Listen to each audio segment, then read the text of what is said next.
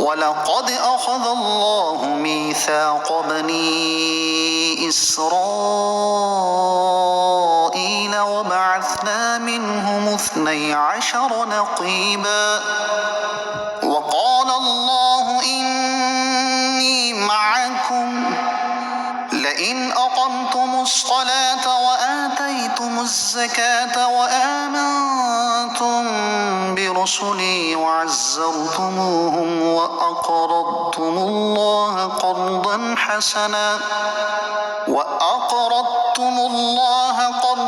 حَسَنًا لَأُكَفِّرَنَّ عَنْكُمْ سَيِّئَاتِكُمْ وَلَأُدْخِلَنَّكُمْ جَنَّاتٍ تَجْرِي مِنْ تَحْتِهَا الْأَنْهَارُ فَمَنْ كَفَرَ بَعْدَ ذَلِكَ مِنْكُمْ فَقَدْ ضَلَّ سَوَاءَ السَّبِيلِ۔ اور بے شک اللہ نے بنی اسرائیل سے عہد لیا اور ہم نے ان میں 12 سردار قائم کیے، اور اللہ نے فرمایا بے شک میں تمہارے ساتھ ہوں اگر تم نماز قائم رکھو اور زکوٰۃ دیتے رہو اور میرے رسولوں پر ایمان لاؤ اور ان کی تعظیم کرو اور اللہ کو قرض حسن دو تو بے شک میں تم سے تمہارے گناہ مٹا دوں گا اور ضرور تمہیں ان باغوں میں داخل کروں گا جن کے نیچے نہریں جاری ہیں۔ تو اس عہد کے بعد تم میں سے جس نے کفر کیا تو وہ ضرور سیدھی راہ سے بھٹک گیا۔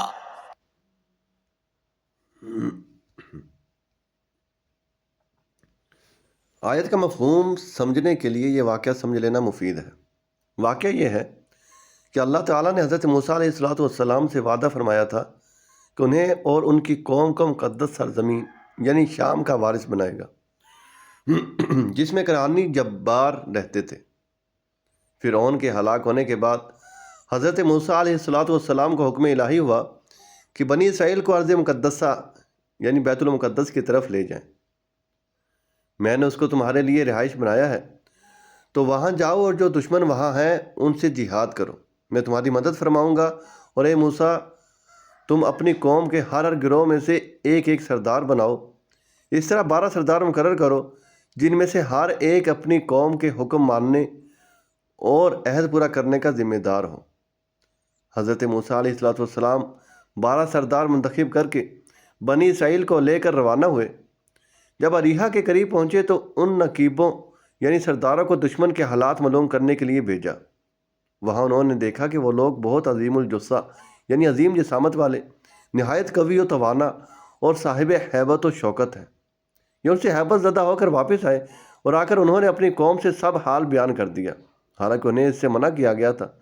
لیکن سب نے عہد شکنی کے سوائے 2 آدمیوں کے،